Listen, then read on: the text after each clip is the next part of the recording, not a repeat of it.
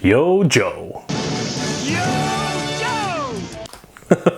If that wasn't enough of a hint, we're going to be talking about G.I. Joe. I don't think there'll ever be another cartoon quite like G.I. Joe. It's a product of the 80s, and with today's sensibilities, it probably won't come around anymore, being a completely boys-oriented action cartoon that originated from a toy line of all things. Back in the 1980s, there was a great comparison between being able to sell toys and having a television series which could actually use that to help sell those toys. It was actually a huge problem for many parental groups who were opposed to this type of practice. But you could see a very clear line of cartoons which were produced specifically to sell toys. We had G.I. Joe, He-Man and the Masters of the Universe, Transformers, the Teenage Mutant Ninja Turtles. The list goes on and on. You could even cite the specific times where a toy line would be released, and then soon thereafter, there would be a cartoon series just to continue to sell toys. And it's mine! Not so fast, Beastman. He-Man! You can pit He-Man against Beastman playing for the power of Castle Grayskull. The original G.I. Joes were actually 12-inch gigantic male doll figures created by Hasbro in 1960.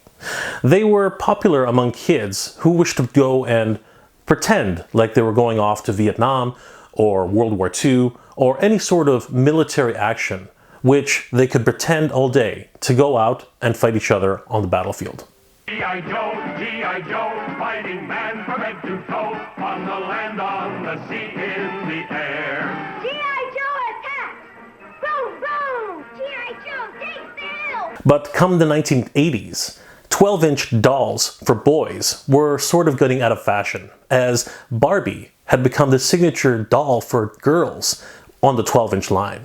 After the popularity of Star Wars with their 3.5-inch figures, which was hugely popular after the movie came out, Hasbro decided that they would sort of emulate this type of feature with their own 3.5-inch figures.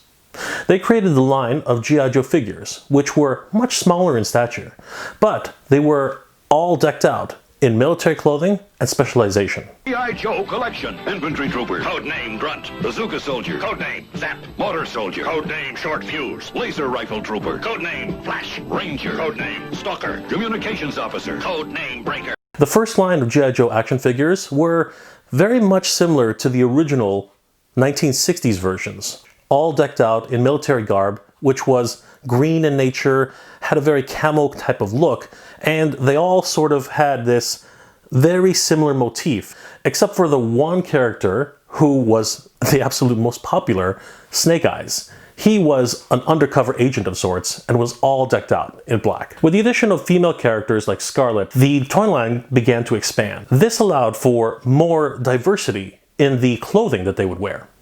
We no longer had very similar clothing as in green garbs and yellow motifs. We actually started to have a variety of different colors and different specializations. Snowjob, for example, wore completely white to be able to blend in with his Arctic environment. Characters like Barbecue had specific gear. He had a fire retardant mask, overalls which were fireproof, and his color scheme matched that of what he was actually doing, which was throwing flames at his enemies.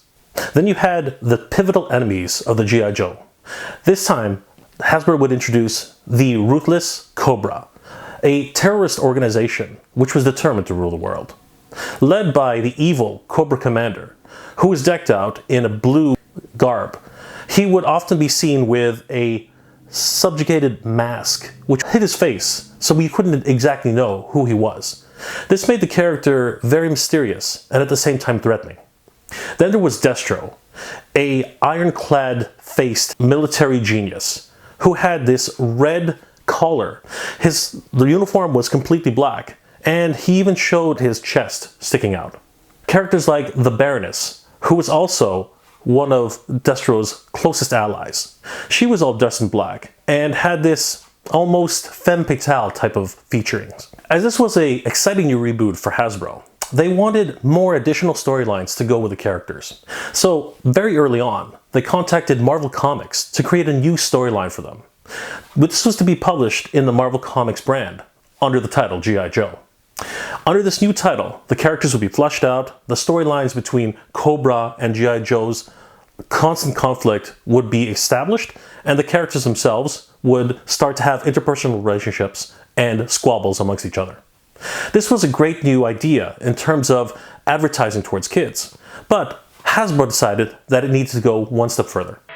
The Legend of G.I. Joe, new from Marvel Comics. With the success of the comic book and the toy line, a television series to help push the toy line even further was developed. Sunbow Entertainment was contacted to do the series, and for the first time, a 5-episode pilot series, television specials if you will. We'll fight for freedom wherever there's trouble.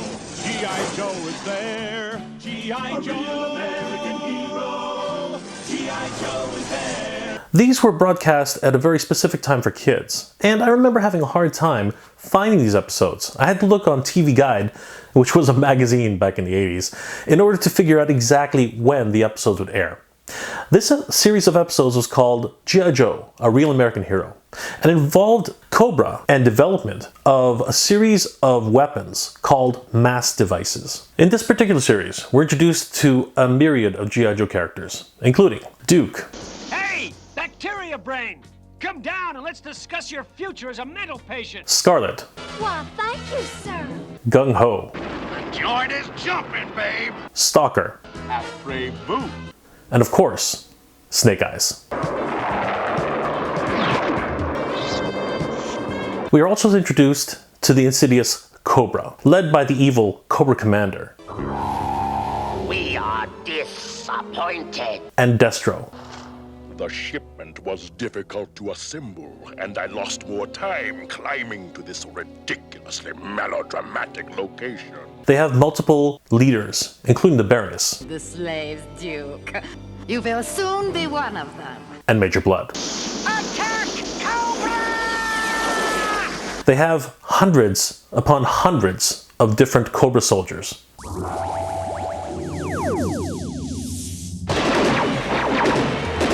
Destro has been stealing precious elements for his mass device. The mass device is a teleportation system, which he plans to use to steal an orbiting satellite weapon. These 3 elements will fuel the device, and with it I shall bring the world to its knees. The first attempt to steal the orbiting satellite device is a failure, and instead, Destro decides that he should send a Cobra battalion to try and steal the device. I'll send an assault team in to bring it out. Troopers, to the sending grid! This sets up the story of the first G.I. Joe miniseries. I remember watching this as a kid and remembering that this was unlike anything I'd ever seen before. I wasn't really into military cartoons at all. As a matter of fact, being in Canada, I'd had very little exposure to the military at all. But watching these characters fight their way through adversity and using their strength as well as their wits to try and get out of situations was enthralling to me. The different weapons and aircrafts and a lot of the armaments that they were using were very exciting indeed. And of course, each one of those aircrafts, tanks, and armaments were available as toys in the G.I. Joe toy line. But what was more endearing to me were the characters. They all had real personalities and, in a lot of ways, real issues to deal with. Duke, being the leader of the group, was very much in charge of everybody. But at the same time, he would find himself captured and alone, and he would have to figure out ways to actually continue fighting Cobra while he was in their clutches.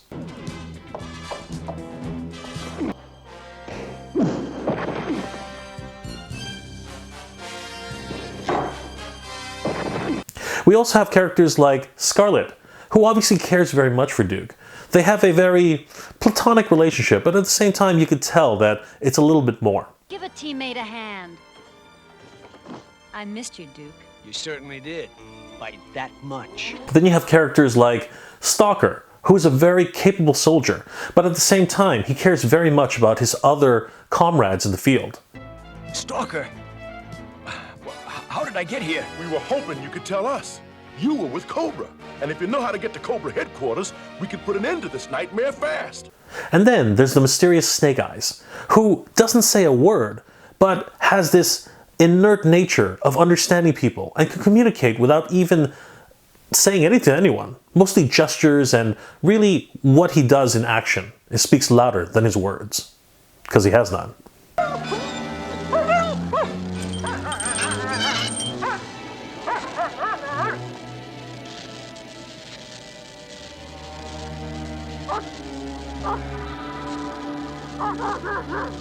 This was successful enough to warrant a second 5-episode special, titled The Revenge of Cobra. Here we're introduced to even more characters, which of course were from the toy line, including Zartan. Now let's give the guards a chance to sleep on the job. Who was a spy for Cobra. He could camouflage himself and change into different disguises, taking on anyone else's personality. He was, though, affected very greatly by sunlight, so he would always change colors, which was very reminiscent of the toy that he was based off of. Changes color right before your eyes. Zartan. Introducing Zartan. Zartan changes color in sunlight. There's Zartan! We're introduced to even more amazing characters on the G.I. Joe line, including Doc. Duck, you sure? No, but don't worry. I'm wearing my asbestos underwear. Clutch. The mirror part's working fine, Doc. I need to shave. Spirit. Possibility and impossibility are states of mind. In my mind, there is only the possible. Rock and Roll. It's enough. Now we know where to make our stand. Cutter. You got any more mean ideas? And of course, Wild Bill. No need to fear what the lady can't steer.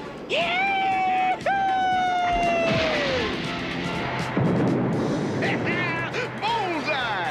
This series is highlighted by the numerous different locations which the G.I. Joes find themselves in, including the Arctic, Central America, and other places where many of the G.I. Joes who have specialties are able to shine, like Snow Job. Sure, as soon as I get us in. That's why I brought my glacier sleds. Lady J.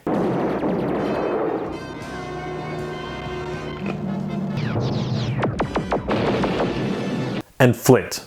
Roadblock! Oh yeah, I can't forget about Roadblock. Flint! Man, am I glad to find a friendly face in this homicidal salad bowl. Nothing stops them, Roadblock. If we quit, they win. Immediately following this, G.I. Joe became a serialized television series with another 5-episode special to kick it off. This was the special which really endeared itself to me, as I would come home after school and actually enjoy G.I. Joe every day, around 5 or 6 o'clock in the afternoon on WTV, Buffalo 29. I really appreciated this, as it really helped me to find all the characters that I really wanted to collect as toys. This particular series stood out as it has something really unique in terms of story development. I really gravitated towards the furries, these little fur balls who are shipped to the G.I. Joe headquarters. But they have a deadly secret, which Zartan unleashes to the Joes. What he means is this.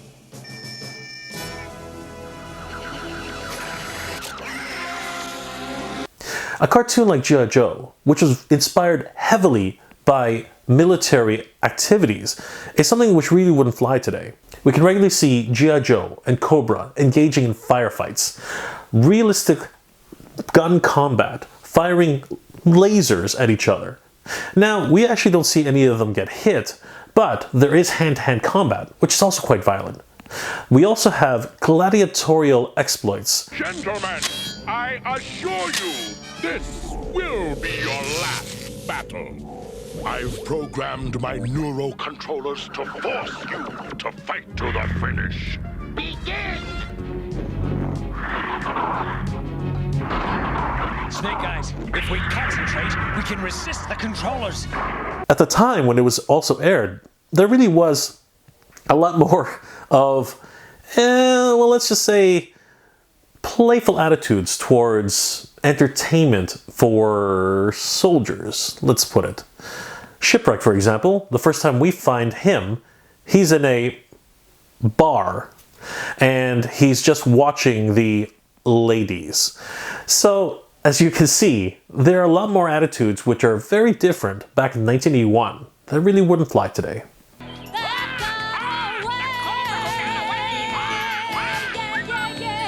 They're coming for you. Stick close to me.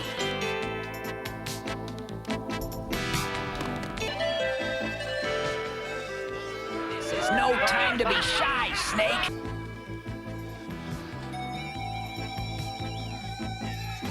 Unbelievable. Go, baby, go. Lady Jaye and Flint also have a very interesting relationship, very similar to the one that Scarlet and Duke have.